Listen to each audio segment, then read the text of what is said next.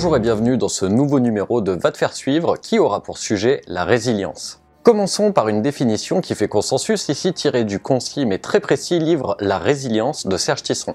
La résilience est la capacité de surmonter un traumatisme et ou de continuer à se construire dans un environnement défavorable. Simple, non ? Pourtant l'auteur souligne l'imprécision que comportent les termes surmonter, traumatisme et défavorable. Cette imprécision est tout simplement due au fait que pour chacun de ces mots, il est question de la subjectivité de chaque individu. Dans ce contexte, le mot de résilience pourra seulement être adapté si la personne a subjectivement vécu un traumatisme, mais que celle-ci estime qu'elle a su le dépasser ou être capable de s'adapter à un environnement qui n'est pas propice en soi pour son intégrité psychique, physique, cognitive ou autre. Pour y voir plus clair dans cette définition de la résilience, je vous propose de nous intéresser à un personnage de la culture populaire. Le petit Bruce semble avoir vécu une enfance de rêve. Fils unique d'une famille riche, il ne semble avoir manqué de rien, que ce soit sur le plan matériel comme sur le plan affectif. Un épisode de son enfance l'amène à subir un premier traumatisme en tombant accidentellement au fond d'un puits, ce qui réveille une foule de chauves-souris. Ceci semble être le traumatisme inaugural de Bruce Wayne. Quelque temps plus tard, Bruce et ses parents se rendent à un opéra qui comporte un acte où des chauves-souris batifolent sur scène. La réactivation de l'angoisse est si forte que le petit Bruce, terrorisé, supplie son père pour partir. Le père, comprenant la détresse de son fils, accepte et tous les membres de la famille quittent l'opéra. C'est au moment de cette sortie isolée du reste des spectateurs que la famille Wayne subit une attaque à main armée.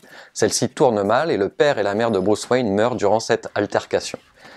Pour Bruce Wayne, c'est à la fois le deuil de ses deux parents, mais aussi l'entrée dans une grande culpabilité, car pour lui, c'est à cause de sa peur des chauves-souris si ses parents sont morts. Si vous ne le savez pas encore, Bruce Wayne deviendra Batman, et nous pouvons voir son cas comme un exemple de résilience face à un traumatisme et un environnement défavorable, comme celui de Gotham City. Il y a des facteurs endogènes pour la résilience, c'est-à-dire des ressources internes à l'individu. Batman est dépeint comme quelqu'un de très intelligent et c'est un facteur reconnu pour aider à la résolution de problèmes comme peut l'être un traumatisme. Autre facteur favorisant la résilience, le fait d'avoir à donner un sens à sa vie. Or Batman, de par sa culpabilité, se donne pour mission de venir en aide aux personnes sans défense. Cet altruisme dans le fait de tourner sa vie vers les autres vient nourrir une bonne estime de soi, ce qui est un autre facteur positif de résilience. Cela est accru par le fait d'endosser le rôle de justicier, ainsi il est certain d'être du côté des gentils, ce qui peut jouer un rôle dans la reconstruction de soi par les valeurs auxquelles il se réfère. Cela me permet de faire la transition avec les facteurs exogènes car Batman est aussi du côté du commissaire Gordon et des policiers. Il est d'ailleurs appelé grâce à un signal qui le met à une place très valorisante, ce qui doit forcément impacter son narcissisme. Enfin, il existe un facteur de résilience exogène très connu, le tuteur de résilience. C'est ici Alfred, le fidèle majordome de la famille Wayne, qui exerce cette fonction. Il est le garant des valeurs familiales, de l'histoire familiale également, et il veille à l'épanouissement de Bruce Wayne tout comme celui de Batman. Les sentiments qui unissent les deux hommes sont réels et c'est aussi ce qui rend possible cet étayage pour la personne ayant vécu l'épisode traumatique.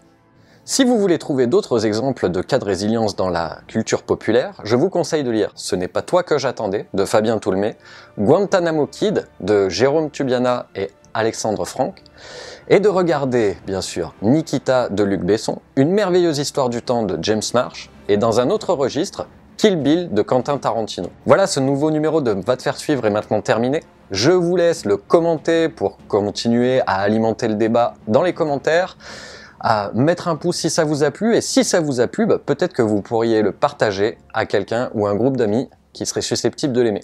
Je vous dis à très bientôt, et d'ici là, n'oubliez pas que... Tu découvriras que beaucoup de vérités auxquelles nous tenons dépendent avant tout de notre propre point de vue.